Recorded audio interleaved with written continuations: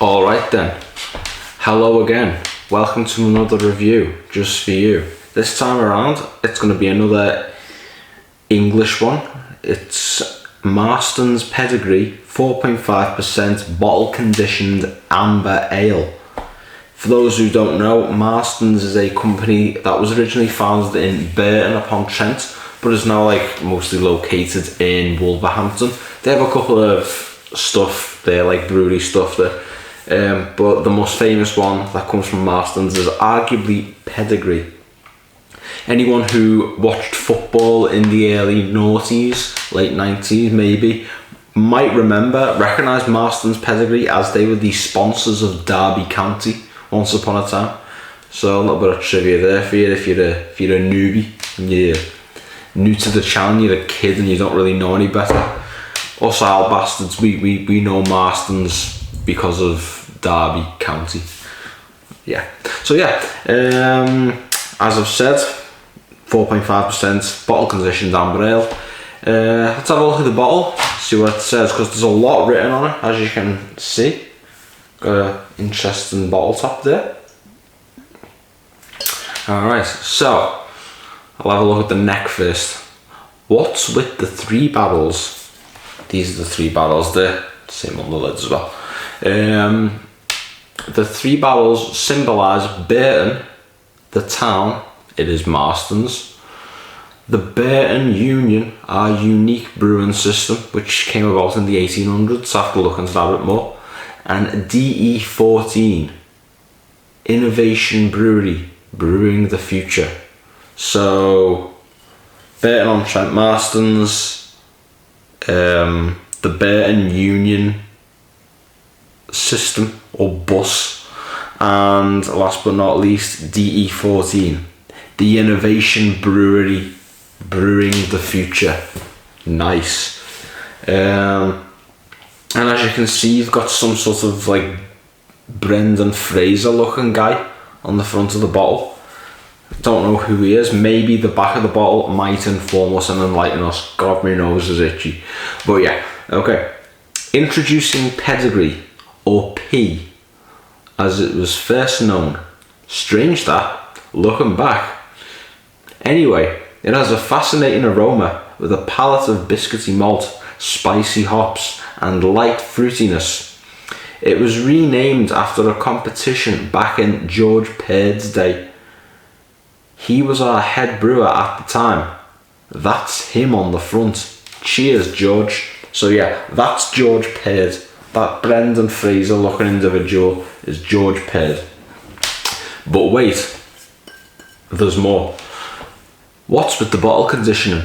Well, bottle conditioning beers contain live yeast, which smooths and enhances. I just said enhances. You put it in a bottle and it sings mbop. Yeah. It enhances the depth of the flavour of the beer over time. The maturing process from the yeast also means the flavour is much closer to the cask.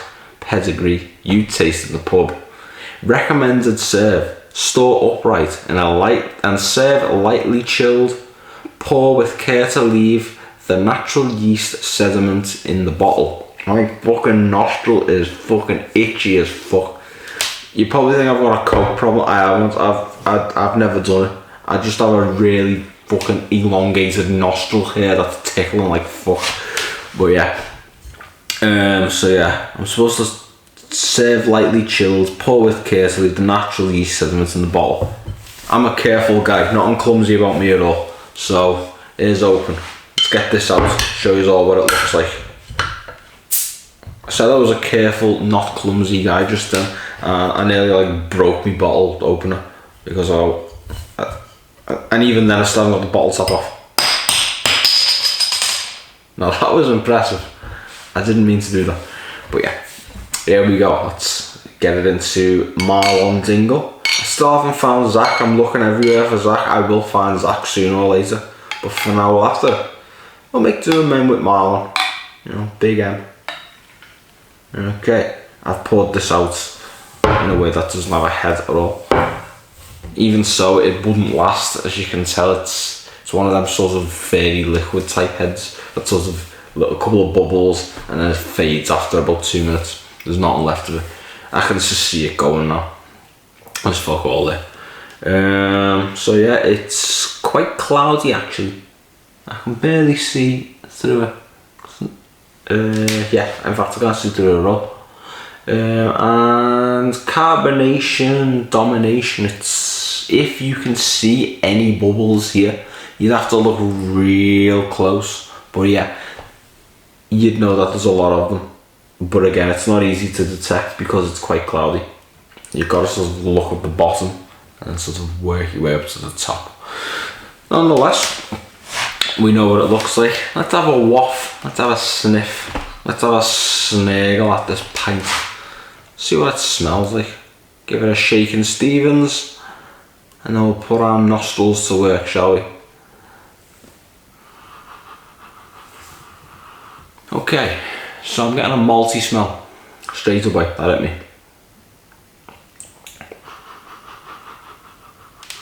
It's like a dates smell as well.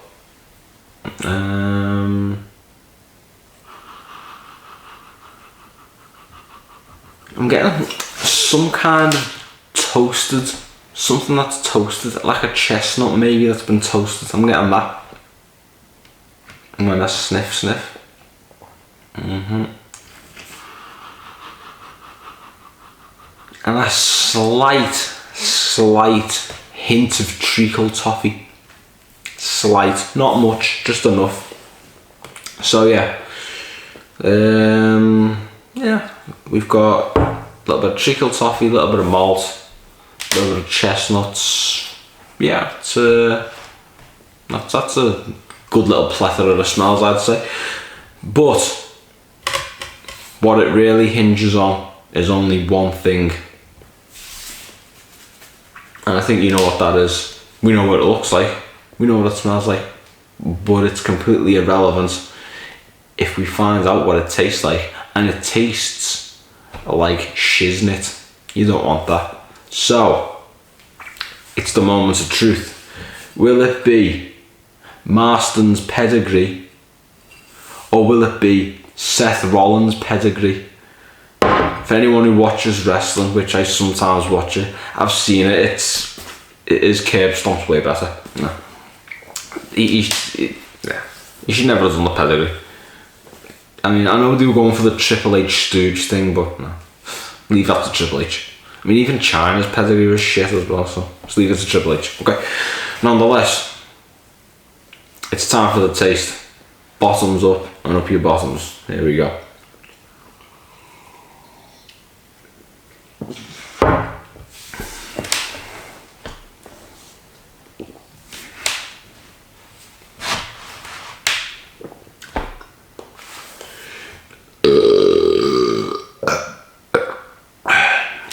Right, very light, very light. I do not get any malt. The malty smell and the malty taste, there wasn't one. And there was a smell obviously, but the taste just wasn't there. I got a strong treacle toffee taste. I really did. I'm gonna have another go because I'm gonna get this burp up my system because it's stuck somewhere, but I don't know where. I need to get the fuck out. Nah, fuck it. It's not coming. Anyway, I hate that, you know, when you're trying to have a drink and you've got a burp waiting to come out somewhere, but it's not saying where. You kind of playing the guessing game, and even then it's still not coming. My fucking nostril again, fuck off. It's so itchy. But yeah, let's have another go.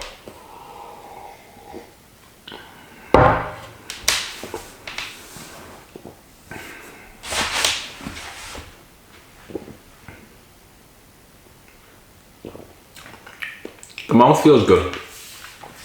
Really is. It feels good on your tongue, feels good on your gums, you know. Nice and refreshing, which is how it's supposed to be. It's been chilled in the right place at the right time. Yeah. But the taste wise, it feels like I'm getting a brief taste, but it's weird. It kind of plummets. It's a tangy bitterness, which is actually good, but it doesn't linger. It's as soon as it feels like it's dropping. It's like you put it in there on your tongue, and it feels like it's spilling out your mouth. The finally.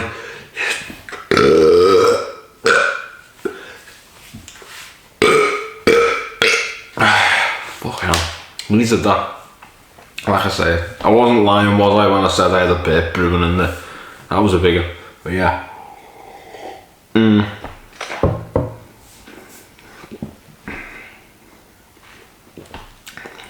So yeah, I've got the treacle. A little tangy sensation going on there. And there's a fruitiness going on there.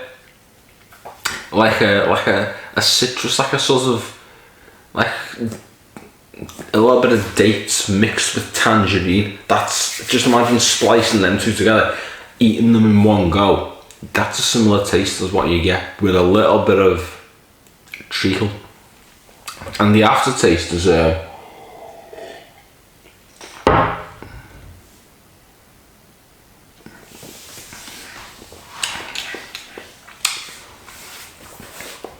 pretty much non-existent. There is no aftertaste, which this is one of them. It's like it should have an aftertaste. I expected something like this to have an aftertaste, but it doesn't.